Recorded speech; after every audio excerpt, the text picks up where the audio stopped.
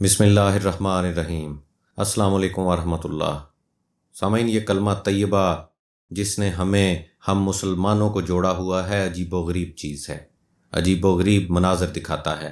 آپ جانتے ہیں کہ یہ کلمہ ایسا کلمہ ہے کہ انسان کی زندگی میں اس کلمے کے پڑھتے ہی اتنا بڑا انقلاب برپا ہوتا ہے کہ اس سے بڑا انقلاب اور کوئی نہیں ہو سکتا۔ ایک شخص جو اس کلمہ کے پڑھنے سے پہلے کافر تھا، کلمہ پڑھ کر مسلمان ہو گیا۔ اس کا مطلب یہ ہے کہ جب تک اس شخص نے یہ کلمہ نہیں پڑھا تھا، اس وقت تک وہ جہنمی تھا، اللہ کا مبغوض تھا، دوزخ کا مستحق تھا، اور اس کلمے کو پڑھنے کے بعد ایک لمحے کے اندر وہ شخص جنتی بن گیا، اللہ کا محبوب بن گیا۔ حدیث میں آتا ہے کہ حضور نبی کریم صلی اللہ علیہ وآلہ وسلم نے ارشاد فرمایا، جو شخص لا الہ الا اللہ کہہ دے بس جنتی ہے، یعنی گناہوں کی سزا بھگتے گا۔ اگر گناہ کیے ہیں، گناہوں کی سزا بھگتنے کے بعد آخر کار جنت میں داخل ہوگا۔ گناہ کیے، غلطیاں کیں، کوتاہیاں کیں، اگر اس نے توبہ نہیں کی تو سزا ملے گی، لیکن آخر کار جنت میں جانے والا بن جائے گا۔ یہ میری بات نہیں ہے، یہ حضور نبی کریم صلی اللہ علیہ وآلہ وسلم کا فرمان ہے، اس سے سچا فرمان کوئی اور نہیں ہو سکتا۔ کلمہ شریف پڑھنے کے بعد ایک شخص جہنم کے 7ویں طبقے سے نکل کر جنت الفردوس کے اعلیٰ ترین طبقے تک پہنچ جاتا ہے۔ یہ ہے کلمے کا انقلاب۔ غزوہ خیبر وہ جہاد ہے جس میں حضور نبی کریم صلی اللہ علیہ وآلہ وسلم نے یہودیوں کے خلاف حملہ کیا۔ آپ صلی اللہ علیہ وآلہ وسلم خیبر تشریف لے گئے۔ خیبر کے قلعے کے باہر پڑاؤ ڈالا ہوا تھا اور اس کا محاصرہ کیا ہوا تھا۔ کئی دن گزر گئے لیکن قلعہ ابھی فتح نہیں ہوا تھا۔ اندر سے یہودیوں کا ایک چرواہا باہر نکلا، وہ بکریاں چرا رہا تھا، سیاہ فام تھا، کالی رنگت تھی، اور کسی یہودی نے اس کو بکریاں چرانے کے لیے اپنا نوکر رکھا ہوا تھا۔ وہ بکریاں چرانے کی غرض سے خیبر کے قلعے سے باہر نکلا تو دیکھا کہ مسلمانوں کا لشکر ٹھہرا ہوا ہے۔ اس نے یہ بھی سن رکھا تھا کہ محمد الرسول اللہ صلی اللہ علیہ وآلہ وسلم حجاز سے یہاں پر حملہ کرنے کے لیے آئے ہیں، یثرب کے بادشاہ ہیں۔ اس کے دل میں یہ خیال آیا کہ ذرا میں بھی تو دیکھوں، آج تک میں نے کوئی بادشاہ نہیں دیکھا، اور دیکھ کے آؤں کہ یثرب کا بادشاہ کیسا ہے اور کیا بات کہتا ہے۔ لوگوں سے پوچھا کہ حضور صلی اللہ علیہ وآلہ وسلم کہاں تشریف فرما ہے۔ صحابہ رضی اللہ تعالیٰ عنہم نے اشارہ کر کے بتا دیا کہ فلاں خیمے کے اندر تشریف رکھتے ہیں۔ اول تو وہ خیمے کو دیکھ کر ہی حیران رہ گیا۔ اس کے ذہن میں یہ تھا کہ جب یہ یثرب کے بادشاہ ہیں اور جن کی قوت اور طاقت کا ڈنکا بجا ہوا ہے، تو ان کا جو خیمہ ہوگا وہ قالینوں سے مزین ہوگا، اس پر شاندار پردے پڑے ہوئے ہوں گے، باہر پہرے دار کھڑے ہوں گے۔ وہاں جا کر دیکھا تو ایک معمولی کھجور کا بنا ہوا خیمہ نظر آ رہا ہے، نہ کوئی چوکی دار، نہ پہرے دار، نہ کوئی مصاحب ہے، نہ کوئی ہٹو بچوں کے نعرے لگانے والا ہے۔ خیر، وہ چرواہا اندر داخل ہو گیا۔ حضور اقدس صلی اللہ علیہ وآلہ وسلم تشریف فرما تھے۔ جلوہ نظر آیا تو دل کچھ کھچنا شروع ہوا۔ جا کر عرض کیا کہ آپ یہاں پر کیوں تشریف لائے ہیں؟ آپ کا پیغام اور آپ کی دعوت کیا ہے؟ حضور نبی کریم صلی اللہ علیہ وآلہ وسلم نے ارشاد فرمایا، میری تو ایک ہی دعوت ہے، اور وہ یہ کہ اللہ کے سوا کسی کو اپنا معبود نہ مانو، اور لا الہ الا اللہ محمد الرسول اللہ پڑھ لو۔ کچھ نبی کریم صلی اللہ علیہ وآلہ وسلم کے جلوے کا اثر تھا اور کچھ آپ کے ارشادات، دونوں کا طبیعت پر اثر ہونا شروع ہوا۔ تو اس نے پوچھا، اچھا یہ بتائیے کہ اگر میں اس دعوت کو قبول کر لوں اور یہ کلمہ پڑھ لوں تو میرا کیا انجام ہوگا؟ آپ صلی اللہ علیہ وآلہ وسلم نے ارشاد فرمایا کہ تمہارا انجام یہ ہوگا کہ تم تمام مسلمانوں کے برابر حقوق حاصل کر لو گے، ہم تمہیں سینے سے لگائیں گے، اور جو ایک مسلمان کا حق ہے وہی تمہارا حق ہوگا۔ حیران ہوا اور کہا کہ آپ مجھے سینے سے لگائیں گے؟ ساری عمر کبھی یہ بات تصور میں بھی نہیں آئی ہوگی کہ کوئی سردار یا کوئی بادشاہ یا کوئی سربراہ مجھے گلے لگا سکتا ہے۔ اس نے کہا کہ میرا تو یہ حال ہے کہ میں سیاہ فام ہوں، رنگت میری کالی ہے، جسم سے بدبو اٹھ رہی ہے، اس حالت میں آپ مجھے کیسے سینے سے لگائیں گے؟ آپ صلی اللہ علیہ وآلہ وسلم نے فرمایا کہ جب تم یہ ایمان قبول کر لو گے تو پھر سب تمہیں سینے سے لگائیں گے، تمہارے حقوق تمام مسلمانوں کے برابر ہوں گے۔ بعض روایتوں میں یہ بھی آتا ہے کہ اس نے کہا کہ آپ اتنے بڑے بادشاہ ہو کر مجھ سے مذاق کی بات کرتے ہیں کہ آپ مجھے گلے سے لگائیں گے۔ نبی کریم صلی اللہ علیہ وآلہ وسلم نے ارشاد فرمایا کہ نہیں، میں مذاق نہیں کرتا، میں اس دین کا پیغام لے کر آیا ہوں جو کالے اور گورے، امیر اور مامور، غریب اور سرمایہ دار کے درمیان کوئی تفریق نہیں کرتا۔ وہاں تو فضیلت اس کو حاصل ہے جو اللہ تبارک و تعالیٰ سے زیادہ ڈرتا ہے۔ اس واسطے تم ہمارے برابر ہوگے اور ہم تمہیں گلے سے لگائیں گے۔ اس نے کہا کہ اگر یہ بات ہے تو میں مسلمان ہوتا ہوں۔ پھر اشہد ان لا الہ الا اللہ و اشہد ان محمدًا عبدہ و رسولہ پڑھ کر مسلمان ہو گیا۔ پھر اس نے کہا کہ اے اللہ کے رسول صلی اللہ علیہ وآلہ وسلم، اب میں مسلمان ہو چکا، اب مجھے بتائیے کہ مجھے کیا کرنا ہے، میرے ذمہ فرائض کیا ہیں۔ حضور اقدس صلی اللہ علیہ وآلہ وسلم نے ارشاد فرمایا کہ تم ایسے وقت میں مسلمان ہوئے ہو کہ نہ تو یہ کوئی نماز کا وقت ہے کہ تمہیں نماز پڑھائی جائے، نہ یہ رمضان کا مہینہ ہے کہ تم سے روزہ رکھوایا جائے، نہ تمہارے پاس مال و دولت ہے کہ تم سے زکوٰۃ دلوائی جائے۔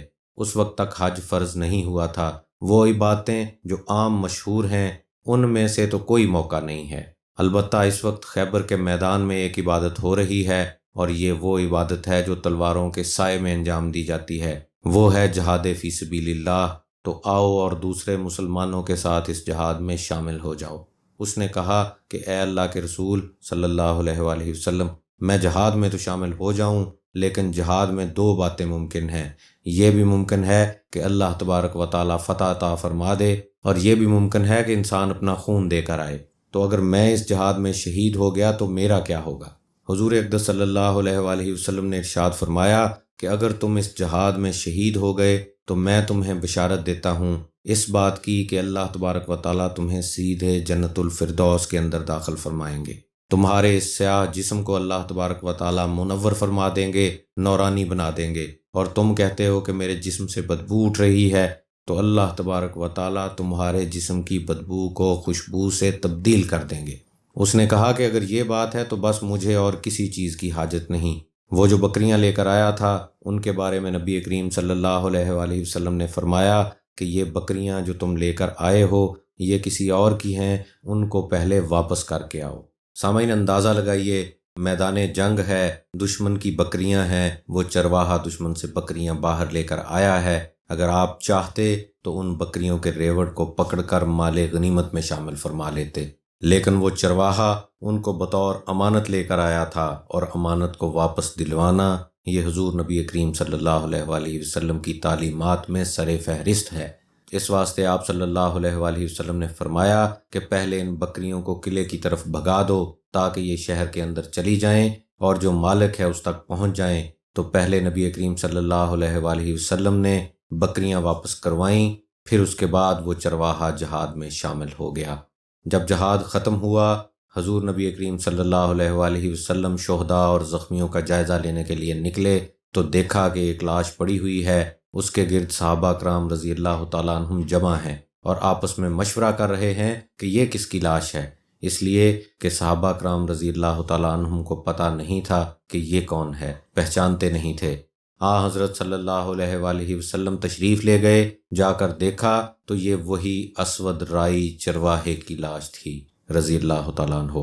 نبی کریم صلی اللہ علیہ وآلہ وسلم نے اس کو دیکھ کر ارشاد فرمایا کہ یہ شخص بھی عجیب و غریب انسان ہے، یہ ایسا انسان ہے کہ اس نے اللہ کے لیے کوئی سجدہ نہیں کیا، ایک نماز نہیں پڑھی، اس نے کوئی روزہ نہیں رکھا، اس نے ایک پیسہ بھی اللہ تبارک و تعالیٰ کی بارگاہ میں خرچ نہیں کیا، لیکن میری آنکھیں دیکھ رہی ہیں کہ یہ سیدھا جنت الفردوس میں پہنچا ہے، اور اللہ تبارک و تعالیٰ نے اس کے جسم کی بدبو کو خوشبو سے تبدیل فرما دیا ہے۔ میں اپنی آنکھوں سے دیکھ رہا ہوں کہ اللہ تبارک و تعالیٰ نے اس کا یہ انجام فرمایا ہے۔ بہرحال یہ جو میں عرض کر رہا تھا کہ ایک لمحے میں یہ کلمہ انسان کو جہنم کے 7ویں طبقے سے نکال کر جنت الفردوس کے اعلیٰ ترین طبقے تک پہنچا دیتا ہے، تو یہ کوئی مبالغے کی بات نہیں ہے۔ در حقیقت یہ کلمہ اللہ تبارک و تعالیٰ نے بنایا ہی ایسا ہے۔ لیکن سوال یہ پیدا ہوتا ہے کہ یہ کلمہ جو اتنا بڑا انقلاب برپا کرتا ہے کہ جو پہلے دوست تھے وہ دشمن بن گئے، جو پہلے دشمن تھے اب وہ دوست بن گئے، بدر کا میدان ہے، باپ نے بیٹے کے خلاف تلوار اٹھائی، بیٹے نے باپ کے خلاف تلوار اٹھائی، اس کلمہ طیبہ لا الہ الا اللہ محمد الرسول اللہ کی وجہ سے ہوا۔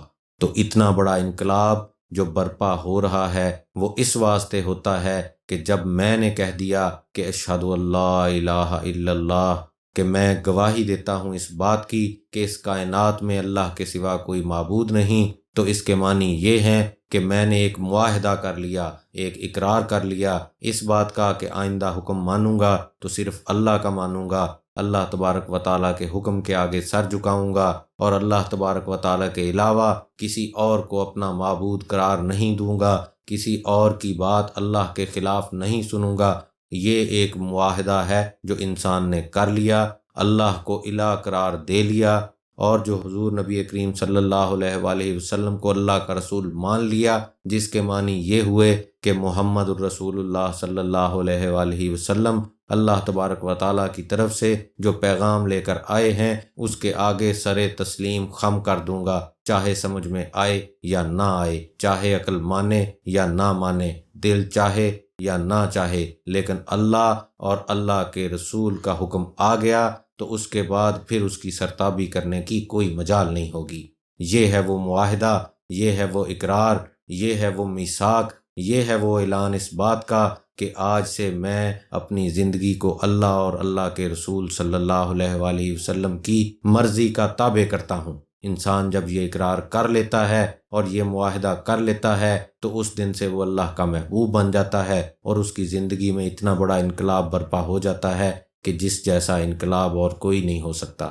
یہ کلمہ طیبہ محض کوئی زبانی جمع خرچ نہیں ہے کہ زبان سے کہہ لیا اور بات ختم ہو گئی، بلکہ آپ نے جس دن یہ کلمہ پڑھا اس دن آپ نے اپنے آپ کو اللہ اور اللہ کے رسول صلی اللہ علیہ وآلہ وسلم کے حوالے کر دیا، اور اس بات کا وعدہ کر لیا کہ اب میری کچھ نہیں چلے گی، اب تو اللہ تبارک و تعالیٰ کے حکم کے تابع زندگی گزاروں گا۔ لہٰذا اس کلمہ لا الہ الا اللہ کے کچھ تقاضے بھی ہیں کہ زندگی گزارو تو کس طرح گزارو، عبادت کرو تو کس طرح کرو، لوگوں کے ساتھ معاملات کرو تو وہ کس طرح کرو، اخلاق تمہارے کیسے ہوں، معاشرت تمہاری کیسی ہو، زندگی کے ایک ایک شعبے میں ہدایات ہیں جو اس کلمے کے دائرہ کے اندر آتی ہیں، اور وہ ہدایات حضور نبی کریم صلی اللہ علیہ وآلہ وسلم زبان مبارک سے دے بھی گئے ہیں اور اپنے افعال سے ثابت بھی کر گئے ہیں۔ اپنی ایک ایک نقل و حرکت سے، ایک ایک ادا سے آپ نے دین کا طریقہ سکھایا، پھر اس دنیا سے تشریف لے گئے۔ اب مسلمان کا کام یہ ہے کہ وہ اللہ اور اللہ کے رسول کے احکام کا علم حاصل کرے، اس کے مطابق اپنی زندگی گزارے۔ اس کے مطابق گزارنے کا نام ہی در حقیقت تقویٰ ہے۔ تقویٰ کے معنی ہے اللہ کا ڈر۔ کہیں ایسا تو نہیں کہ میں نے اللہ تبارک و تعالیٰ کے حضور معاہدہ تو کر لیا، لیکن میں جب آخرت میں اللہ تبارک و تعالیٰ کی بارگاہ میں پیش ہوں تو مجھے شرمندگی اٹھانی پڑے کہ جو معاہدہ میں نے کیا تھا میں نے اس معاہدے کو پورا نہیں کیا۔ اس بات کا خوف اور اس بات کے ڈر کا نام ہے تقویٰ۔ پورا قرآن کریم اس سے بھرا ہوا ہے کہ اے ایمان والو تقویٰ اختیار کرو۔ سارے دین کا خلاصہ اس تقویٰ کے اندر آ جاتا ہے۔ اور پھر اللہ تبارک و تعالیٰ نے فرمایا ہے وَكُونُوا مَعَ الصَّادِقِينَ۔ اللہ تبارک و تعالیٰ کا کلام بھی عجیب و غریب ہے۔ کلام اللہ کے عجیب و غریب اعجازات ہیں۔ ایک جملے کے اندر باری تعالیٰ جتنا کچھ انسان کو کرنے کا کام ہوتا ہے وہ سارے کا سارا بتا بھی دیتے ہیں، اور پھر اس پر جو عمل کرنے کا طریقہ ہے، جو اس کا آسان راستہ ہے، وہ بھی اپنی رحمت سے بندوں کو بتا دیتے ہیں کہ ویسے کرنا تمہارے لیے مشکل، ہم تمہیں اس کا آسان راستہ بتائے دیتے ہیں۔ فرمایا کہ اے ایمان والو تقویٰ اختیار کرو۔ تقویٰ اختیار کر لیا تو اب اس کے بعد کسی چیز کی ضرورت باقی نہیں رہتی، تقوی میں سبھی کچھ آ گیا۔ لیکن سوال پیدا ہوا کہ تقویٰ کیسے اختیار کریں؟ تقویٰ تو بڑا اونچا مقام، اس کے بڑے بڑے تقاضے، بڑی بڑی شرائط، وہ کیسے اختیار کریں، کہاں سے اختیار کریں؟ اس کا جواب اگلے جملے میں اللہ تبارک و تعالیٰ نے دے دیا کہ ویسے تقویٰ اختیار کرنا تمہارے لیے مشکل ہوگا، لیکن آسان راستہ تمہیں بتائے دیتے ہیں، اور وہ یہ ہے کہ کونوا مع الصادقین، سچے لوگوں کے ساتھی بن جاؤ، صادقین کے ساتھی بن جاؤ۔ سچے کے معنی صرف یہ نہیں کہ جو سچ بولتے ہوں اور جھوٹ نہ بولتے ہوں، بلکہ سچے کے معنی یہ ہیں کہ جو زبان کے سچے، جو بات کے سچے، جو معاملات کے سچے، جو معاشرت کے سچے، اللہ تبارک و تعالیٰ کے ساتھ اپنے کیے ہوئے معاہدے میں سچے، ان کے ساتھی بن جاؤ اور ان کی صحبت اختیار کرو، ان کے ساتھ اٹھنا بیٹھنا شروع کرو۔ جب اٹھنا بیٹھنا شروع کرو گے تو اللہ تبارک و تعالیٰ ان کے تقوی کی جھلک تمہارے اندر بھی پیدا فرما دیں گے۔ یہ ہے تقوی حاصل کرنے کا طریقہ، اور اسی طریقے سے دین منتقل ہوتا چلا آیا ہے۔ حضور نبی کریم صلی اللہ علیہ وآلہ وسلم کے وقت سے لے کر آج تک جو دین آیا ہے وہ سچے لوگوں کی صحبت سے آیا ہے، صادقین کی صحبت سے آیا ہے۔ صحابہ کرام رضی اللہ تعالی عنہم نے دین کہاں سے سیکھا؟ کسی یونیورسٹی میں پڑھا، کسی کالج میں پڑھا، کوئی سرٹیفکیٹ، کوئی سند حاصل کی، کوئی ڈگری لی؟ ایک ہی یونیورسٹی تھی اور وہ حضور نبی کریم صلی اللہ علیہ وآلہ وسلم کی ذات اقدس تھی۔ آپ صلی اللہ علیہ وآلہ وسلم کی خدمت میں رہے، آپ کی صحبت اٹھائی، اس سے اللہ تبارک و تعالیٰ نے دین کا رنگ ایسا چڑھایا کہ اس آسمان اور زمین کی نگاہوں نے دین کا ایسا چڑھا ہوا رنگ نہ اس سے پہلے کبھی دیکھا تھا، نہ اس کے بعد کبھی دیکھ سکیں گے۔ وہ لوگ جو دنیا کے معمولی معاملات کے اوپر جان قربان کرنے کو تیار ہوتے تھے، ایک دوسرے کے خون کے پیاسے بن جاتے تھے، ایک دوسرے کی جان لینے پر آمادہ ہو جاتے تھے، ان کی نظر میں دنیا ایسی بے حقیقت ہوئی، ایسی ذلیل و رسوا ہوئی، ایسی خوار ہوئی کہ وہ اللہ کے احکام کے آگے اور آخرت کی بہبود کے آگے ساری دنیا کے خزانوں کو خاطر میں نہیں لاتے تھے۔ دین ہوتا ہے بزرگوں کی نظر سے پیدا۔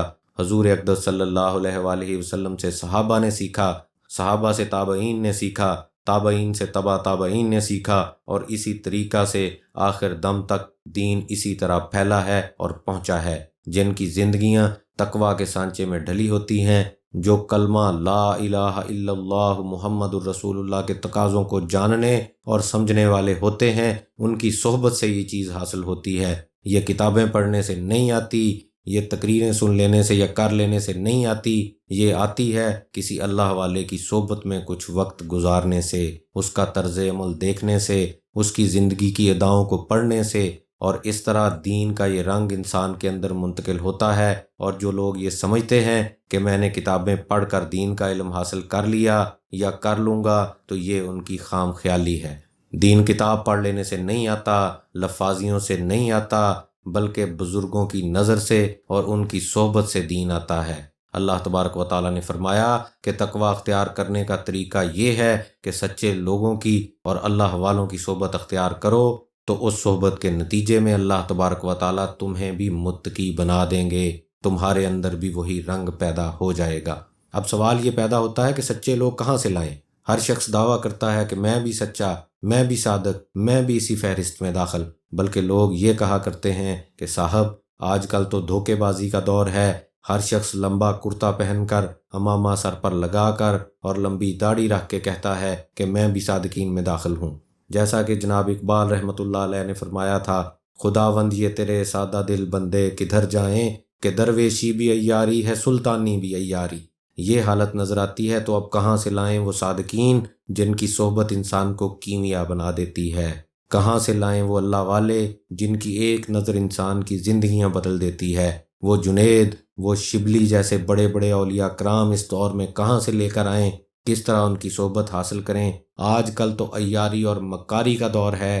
تو سامعین، اگر کوئی اللہ کا بندہ تلاش کرنا چاہے، طلب کرنا چاہے، تو اس کو آج کے دور میں بھی صادقین مل جائیں گے۔ یہ کہنا بالکل شیطان کا دھوکہ کہ آج کے دور میں صادقین ختم ہوئے۔ ارے جب اللہ تبارک و تعالیٰ فرما رہے ہیں کہ تم صادقین کے ساتھی بن جاؤ، یہ حکم کیا صرف صحابہ کے دور کے ساتھ مخصوص تھا کہ وہ صحابہ کرام اس پر عمل کر سکیں؟ 21ویں صدی والے مسلمان اس پر عمل نہیں کر سکتے؟ ظاہر ہے کہ جب قرآن کریم کے ہر حکم پر قیامت تک جب تک مسلمان باقی ہیں عمل کرنا ممکن رہے گا، تو اس کے معنی خود بخود نکال لو کہ صادقین اس وقت بھی ہیں۔ ہاں، تلاش کرنے کی بات ہے، یہ نہیں کہ صاحب ملتا ہی نہیں لہٰذا بیٹھے ہیں۔ تلاش کرو گے اور طلب پیدا کرو گے تو مل جائے گا۔ سامعین، اللہ تبارک و تعالی مجھے بھی اور آپ کو بھی دین کی صحیح فہم عطا فرمائے، صادقین کی صحبت عطا فرمائے، ان کی محبت اور ان کی خدمت کے ذریعے دین کا صحیح مزاج ہمارے دلوں کے اندر پیدا فرمائے، آمین۔ وآخر الدعوانا ان الحمد للہ رب العالمین۔ السلام علیکم ورحمۃ اللہ۔